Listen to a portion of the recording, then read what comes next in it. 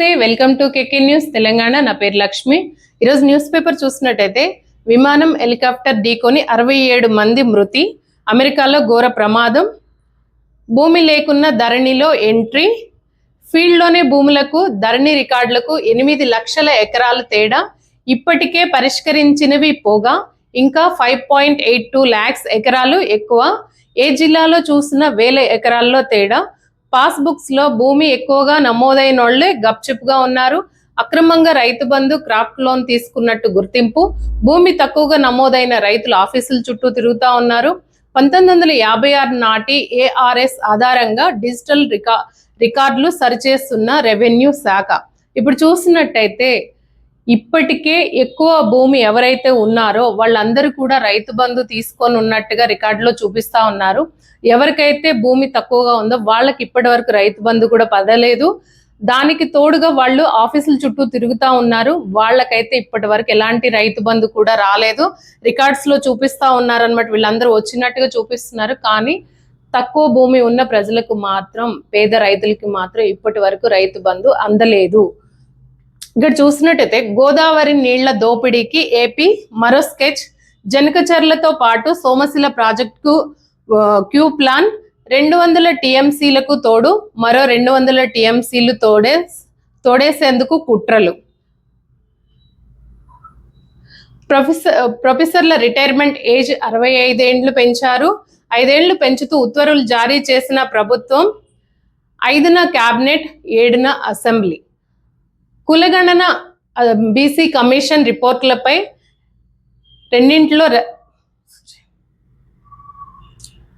BC commission రిపోర్టులపై రెండింటిలో చర్చ, BC రిజర్వేషన్ల పెంపుపై నిర్ణయం తీసుకునే అవకాశం, పంచాయతీ ఎన్నికల దిశగా సర్కార్ అడుగులు, ఎలక్షన్ కోడ్ ఉండడంతో క్యాబినెట్ భేటీకి ఈసీ అనుమతి కోరే ఛాన్స్. ఇప్పుడు చూసినట్టయితే కులగణ బీసీ కమిషన్ అనేది చేస్తా ఉన్నారు. బీసీ రిజర్వేషన్లు పెంచడానికి నిర్ణయం తీసుకునే అవకాశం ఉంది. పంచాయతీ ఎన్నికలు అనేది వస్తా ఉన్నాయి. దాని గురించి సర్కార్ ఎలాంటి నిర్ణయాలు తీసుకుంటుంది అనేది ముందు ముందు తెలుస్తా ఉంది. పాలమూరు పంపులకు power cut, Narlapur pump house కు కరెంట్ సరఫరా నిలిపివేసిన ట్రాన్స్కు 700 కోట్ల బిల్లులు ఆర్థిక సాయం వద్ద పెండింగ్. ఇందులో 500 కోట్లు గత సర్కార్ బకాయిలే. కాంగ్రెస్ అధికారంలోకి వచ్చాక మరో 200 కోట్లు. నేటి నుంచి పార్లమెంట్ బడ్జెట్ సమావేశాలు. తొలి రోజు రాష్ట్రపతి ప్రసంగం, ఎకనామిక్ సర్వే రిపోర్టు. రేపు కేంద్ర బడ్జెట్ ను ప్రవేశపెట్టనున్న ఆర్థిక మంత్రి. ఈ సెషన్లో 16 బిల్లులు సభ ముందుకు తేనున్న కేంద్రం. నేడు ఉస్మానియా ఆసుపత్రి పనులు షురు. గోషామహల్ స్టేడియంలో భూమి పూజ చేయనున్న సీఎం రేవంత్. 26 ఎకరాల్లో 2000 బెడ్స్ సామర్థ్యంతో కొత్త హాస్పిటల్. ఆధ్యాత్మిక టెక్నాలజీతో మల్టీ ఆర్గన్ ట్రాన్స్ప్లాంటేషన్ విభాగం. 90 డయాలసిస్, 500 బెడ్లతో ఐసీయూలు, ఆపరేషన్ థియేటర్లు, అనేక సౌకర్యాలతో కొత్తగా ఉస్మానియా పనులను చేస్తా ఉన్నారు. ఇక్కడ చూసినట్టయితే బండరాళ్ళు మీద పడి తల్లి కూతుళ్ళు చనిపోయారు. ఇవంతా కూడా కూలి పనులు ఎవరైతే చేసుకుంటా ఉన్నారో అనుకోని ప్రమాదం వల్ల వాళ్ళందరూ ఇద్దరు కూడా తల్లి కూతుళ్ళు ఇద్దరు కూడా చనిపోవడం జరిగింది.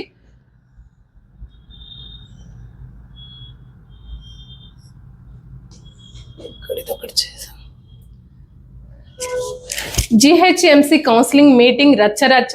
Greater Hyderabad municipal corporation counselling meeting రచ్చరచ్చ అయింది. బీఆర్ఎస్ కార్పొరేట్లు ప్రకార్డులతో పోడియం వద్దకు దూసుకురావడం, వారిని కాంగ్రెస్ కార్పొరేట్లు అడ్డుకోవడం ఉద్రిక్తతకు దారి తీసింది. ఇప్పుడు ఏదైతే మీటింగ్స్ జరుగుతూ ఉన్నాయో, జిహెచ్ఎంసీ కౌన్సిలింగ్ మీటింగ్స్ జరుగుతున్నప్పుడు బీఆర్ఎస్ నాయకులు ఎవరైతే ఉన్నారో వాళ్ళందరూ కూడా పోడియం దగ్గరికి వెళ్ళడం జరిగింది. అలాంటి టైంలో కాంగ్రెస్ కార్యకర్తలు వీళ్ళని అడ్డుకున్నారు.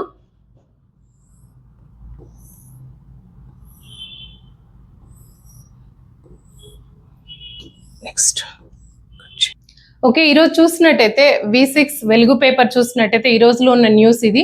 ఇప్పుడు మనం ఒకసారి నమస్తే తెలంగాణలో కూడా ఏముందో ఒకసారి చూద్దాము. చూసినట్టయితే నమస్తే తెలంగాణలో న్యూస్ ను ఒకసారి మనం చెక్ చేద్దాం. కాంగ్రెస్ పోల్ సెల్ఫ్ గోల్, ఈ పాలన మాకొద్దు, కేసీఆర్ పాలనే ముద్దు అని చెప్పేసి ప్రజలు మాట్లాడుతూ ఉన్నారు. రాష్ట్ర కాంగ్రెస్ అధికారిక హ్యాండిల్లో పాలనపై రెఫరెండం, ప్రజాపాలన, ఫామ్ హౌస్ల పాలన, ఏది కావాలంటూ వెటకారం, ఎక్స్ వేదికగా ఓటింగ్, దిమ్మ తిరిగేలాగా సమాధానం ఇచ్చిన ప్రజలు, బయటపడిన ప్రభుత్వ వ్యతిరేకత, కామెంట్లలోనూ నిపులు, ఫేక్ అకౌంట్లను రంగంలోకి దింపిన మారని ఫలితం. అయినా అంతిమ తీర్పులో కేసీఆర్ పాలనకే జై కొట్టిన జనం, రేవంత్ రెడ్డి పాలనకు వ్యతిరేకంగా ఓటేసిన 67% మంది, జాతీయ స్థాయిలో భారీ చర్చ, నష్ట నివారణకు నేతల పాట్లు, సోషల్ మీడియాలో తాము వీక్ అంటూ పిసిసి చీఫ్ ముకాయింపు, ఆర్టీవీ ఇతర ఛానళ్లపై లైవ్ పోలింగ్లోనూ ఇదే తరహా ఫలితం. ఇప్పుడు చూసినట్టయితే ఈ పాలన మాకొద్దు, కేసీఆర్ పాలనే ముద్దు అంటూ ప్రజలు మాట్లాడుతూ ఉన్నారు. ఎందుకంటే ప్రజాపాలన, ఫామ్ హౌస్ పాలన ఏది కావాలంటూ వెటకారాలు చేస్తా ఉన్నారు. ఎక్స్చేంజ్ వేదికగా ఓటింగ్, దిమ్మ తిరిగేలాగా సమాధానం ఇచ్చిన ప్రజలు. ఒకప్పుడు పాలన, కేసీఆర్ గారి పాలన చూసినట్టయితే ఎలా ఉంది, ఇప్పుడు కాంగ్రెస్ ప్రభుత్వ పాలన ఎలా ఉంది అనేది ప్రజలకు అర్థమైపోయింది. వాళ్లే సమాధానం చెప్తా ఉన్నారు, మీ పరిపాలన మాకొద్దు అని చెప్పేసి. ఇక్కడ చూసినట్టయితే ఆన్లైన్ పోల్లో తేల్చేసిన జనం, అధికార పార్టీకి మైండ్ బ్లాక్. ఏడాదిలోనే తీవ్ర ప్రజా వ్యతిరేకతను మూటగట్టుకున్న కాంగ్రెస్ కు అడుగడుగున జనచిత్కార సంకేతాలు బలవంతంగా అందుతూనే ఉన్నాయి. ఆన్లైన్ పోల్ పెట్టి మాయ చేయొద్దనుకున్న అధికార పార్టీకి జనం జవాబు ఊపిరాడకుండా చేసింది. తమ ప్రజాపాలన ఎలా ఉందో చెప్పాలంటూ పెట్టిన పోల్లో కాంగ్రెస్ చెంపచెల్లుమనేలాగా ప్రజలు సమాధానమిచ్చారు. తెలంగాణ కాంగ్రెస్ అధికారిక ట్విట్టర్ ఖాతాలో గురువారం పాలనకు రెఫరెండం అన్నట్టుగా ఓ పోల్ని నిర్వహించారు. ఫామ్ హౌస్ల పాలన కావాలా, ప్రజల వద్దకు పాలన కావాలా అని ప్రశ్నించగా 67% మంది ప్రజలు తమకు మేలు చేయని ప్రజాపాలనను నిర్విఘ్నంగా తిరస్కరించారు. కేసీఆర్ది క్షేత్ర పాలన కాదని క్షేత్ర స్థాయి పాలన అని కుండ బద్దలు కొట్టారు. అదే తమకు కావాలని తెగేసి చెప్పారు. ఇక్కడ చూసినట్టయితే ఆన్లైన్ పోల్ ద్వారా ప్రజలను అడిగారు. వీళ్ళందరూ కూడా మీకు ఎలాంటి పాలన కావాలి అని చెప్పేసి అడిగారు. అడిగితే వాళ్ళందరూ కూడా మీ పాలన మాకు వద్దు అని కాంగ్రెస్ కి అడ్డం తిరిగి మాట్లాడుతూ ఉన్నారు. ఎప్పుడైతే కేసీఆర్ పాలనలో ఉన్నప్పుడు మేమందరం హ్యాపీగా ఉన్నాము, ఇప్పుడు ఈ పాలన వచ్చాక చాలా ప్రాబ్లమ్స్ ఫేస్ చేస్తున్నామని వాళ్ళు పోలింగ్ ద్వారా 67% మంది ప్రజలు తమకి ఈ పాలన వద్దు అని చెప్పేసి ఓటింగ్ చేయడం జరిగింది. ఇక్కడ చూసినట్టయితే మరో రైతు ఆత్మహత్య, అప్పుల బాధ భరించలేక మరో రైతు ఆత్మహత్య చేసుకున్నారు. అదొకటే కాకుండా రియల్ ఎస్టేట్ భూమి కూడా సరిగా లేక అప్పుల పాలైపోయాము అని చెప్పేసి ఇంకొకరు కూడా ఉరేసుకొని చనిపోవడం జరిగింది, ఒక బిల్డర్. అటు మార్షల్స్, ఇటు పోలీస్. బల్దియా భేటీలో ఉద్రిక్తత, బీఆర్ఎస్ గొంతు నొక్కిన కాంగ్రెస్, జీహెచ్ఎంసీ చరిత్రలోనే ఎన్నడూ లేని విధంగా సస్పెన్షన్లు, బడ్జెట్ పై చర్చించకుండానే ఆమోదం తెలిపిన మేయర్, అభివృద్ధిపై ప్రశ్నిస్తే కార్పొరేటర్లను అరెస్ట్ చేస్తారా? ఇప్పుడు కేటీఆర్ గారు మాట్లాడుతూ ఉన్నారు. బల్దియా భేటీలో ఎవరైతే గట్టిగా మాట్లాడుతూ ఉన్నారో బీఆర్ఎస్ గొంతు నొక్కేసిన కాంగ్రెస్ అధికారులు, నాయకులు వీళ్ళందరూ కూడాను బల్దియా భేటీలో ఉద్రిక్తత, బీఆర్ఎస్ గొంతు నొక్కేసిన కాంగ్రెస్, జీహెచ్ఎంసీ చరిత్రలోని ఎన్నడూ లేని విధంగా సస్పెన్షన్లు, బడ్జెట్ పై ప్రశ్నిస్తే అరెస్టు చేస్తారా? అసలు చూసినట్టయితే ఇప్పుడు చూడండి, బీఆర్ఎస్ వాళ్ళు కూడా గట్టిగా అడుగుతా ఉన్నారు, ఇలాంటివన్నీ ఎందుకు చేస్తున్నారు, మాకు అసలు కావాల్సినవన్నీ కూడా మీరు ఎందుకు ఇవ్వట్లేదు అని చెప్పేసి వాళ్ళు అడుగుతా ఉంటే కాంగ్రెస్ నాయకులు వీళ్ళ మీదకి వాగ్విధానానికి దిగుతా ఉన్నారు. ప్లస్ దీంతో పాటు కార్పొరేటర్లను అరెస్ట్ చేస్తారని కూడా క్వశ్చన్ ఇస్తా ఉన్నారు. ఇది ఎంతవరకు కరెక్ట్ అనేది కూడా పరిపాలకులు ఎవరైతే ఉన్నారో వాళ్ళందరూ కూడా ఒకసారి చూసుకోవాలి. సిద్దిపేటలో 124 ఎకరాల భూసేకరణ, ఇండస్ట్రియల్ పార్క్ కోసం నోటిఫికేషన్లు, హుస్నాబాద్ అక్కన్నపేటలో ఏర్పాటు, హైదరాబాద్ పరిసరాల్లో కారిడార్ల దెబ్బ, లగచర్లలో ఇంకా భయం నీడని గిరిజనం. ఇప్పుడు చూసినట్టయితే భూసేకరణ, ఎక్కడ చూసినా కూడా భూసేకరణ అనేది జరుగుతూ ఉంది. సిద్దిపేటలో 124 ఎకరాల భూసేకరణ అనేది జరిగింది. ఇది చూసినట్టయితే ఇండస్ట్రియల్ పార్క్ కోసం నోటిఫికేషన్లు ఇస్తా ఉన్నారు.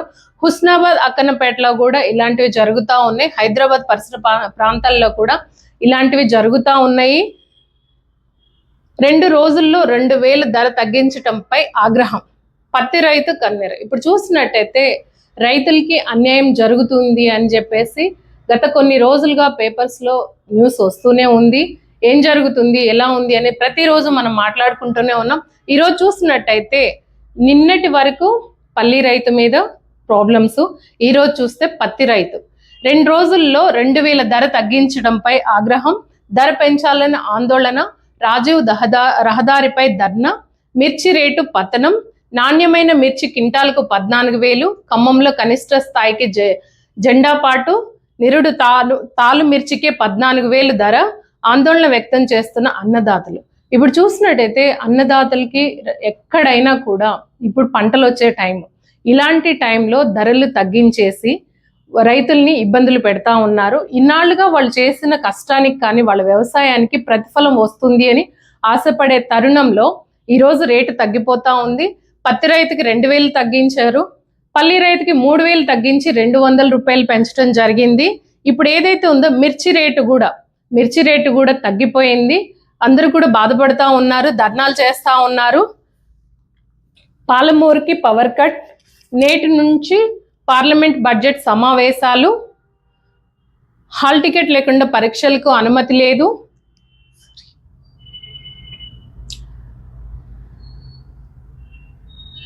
మీకేం బాధ, అనుమతి ఇవ్వకపోయినా అధ్యయనం ఆగదు, నిరాశ నిస్పృహలతోనే అన్నదాత ఆత్మహత్యలు, రుణమాఫీ, రైతు బంధు మద్దతుకు ధర లేక ఆక్రందన, గాలి మాటలు, ఢిల్లీకి మాటలు తప్ప ఒరిగేదేమీ లేదు, అబద్ధాలు చెప్పే కాంగ్రెస్ నేతలు గాంధీకి వారసుల, రైతు అధ్యయన కమిటీ అధ్యక్షుడు నిరంజన్ రెడ్డి ఫైర్. ఇప్పుడు చూసినట్టయితే రైతులకి ఎక్కడా కూడా న్యాయం జరగట్లేదు, జరగకపోగా రేట్లు తగ్గిస్తున్నారు. ఇప్పటికైనా న్యాయం చేయండి, అబద్ధపు మాటలు మాట్లాడొద్దు, గాలి మాటలు మాట్లాడొద్దు అని నిరంజన్ రెడ్డి ఫైర్ అవుతా ఉన్నారు.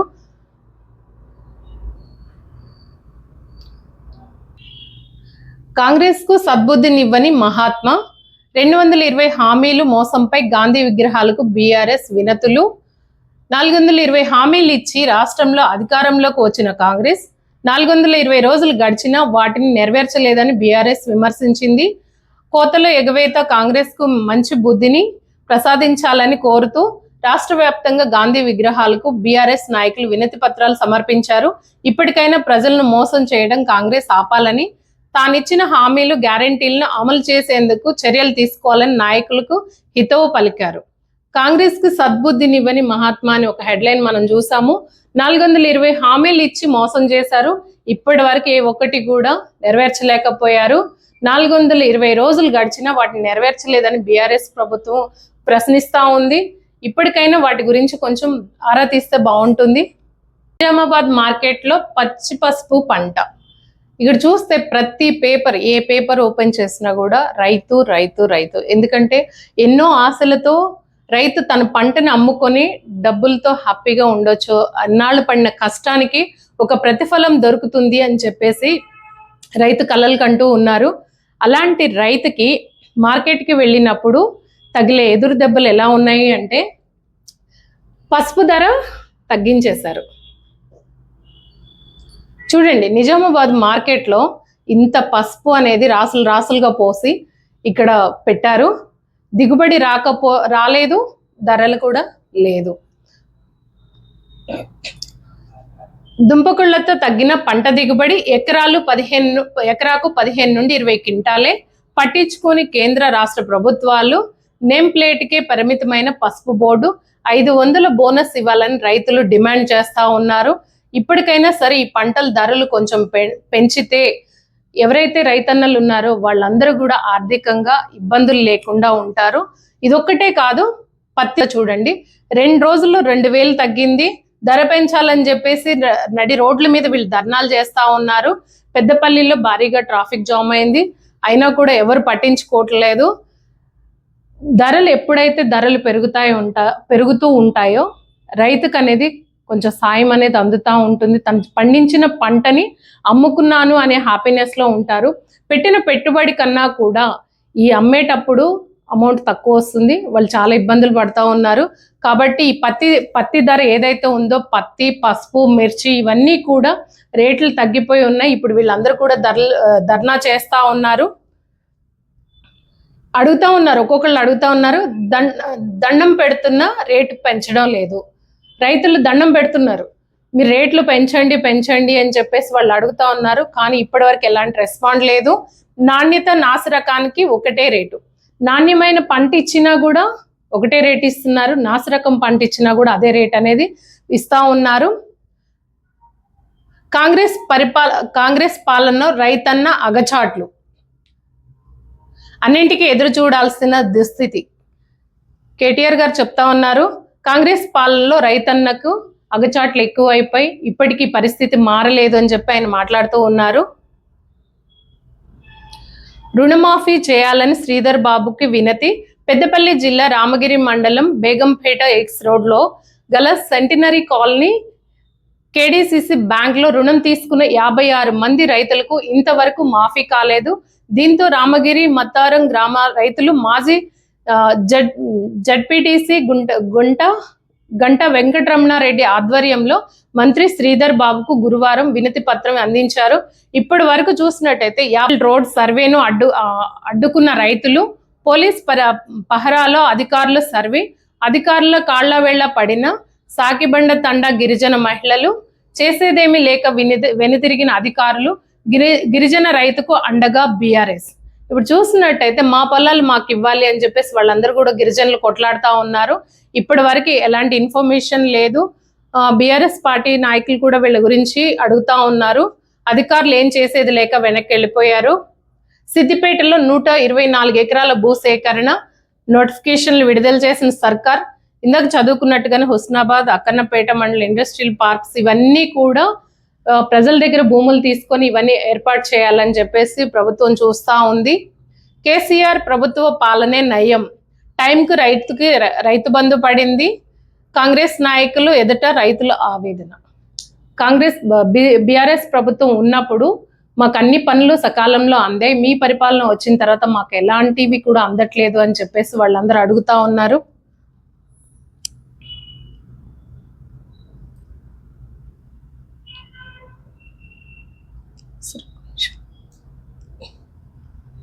మరో రైతు ఆత్మహత్య, రుణమాఫీ కాలేదని గుండెపోటుతో రైతు మృతి. ఏ పేపర్ చూసినా కూడా ఇప్పటి వరకు రైతు చనిపోతూనే ఉన్నారు. కానీ వాళ్ళ గురించి ఏం పట్టించుకున్నారు, ఏం చేస్తున్నారు? పంటలకి తగ్గ ఫలితం కూడా వాళ్ళకి దొరకట్లేదు. 100% రుణమాఫీ అయ్యే వరకు పోరాటం, బైక్ యాత్రలు కూడా చేస్తూ ఉన్నారు. ఎప్పుడైతే రుణమాఫీ చేస్తారో అప్పటి వరకు మేము బైక్ ర్యాలీ చేస్తామని చెప్పేసి కొంతమంది ర్యాలీలు కూడా చేస్తూ ఉన్నారు. రైతు భరోసా నిధులు వెంటనే విడుదల చేయాలని డిమాండ్ చేస్తూ రైతులు చెవిలో పూలు పెట్టుకుని నిరసన తెలిపారు. కామారెడ్డి జిల్లా పిట్లం మండలం అల్లాపూర్లో గురువారం సీఎం రేవంత్ దిష్టిబొమ్మ దహనం చేశారు. వద్దురా నాయన కాంగ్రెస్ పాలన, సీఎం డౌన్ అంటూ నినాదం చేశారు. రైతుల ఆందోళనకు బీఆర్ఎస్ నాయకులు మద్దతు పలికారు.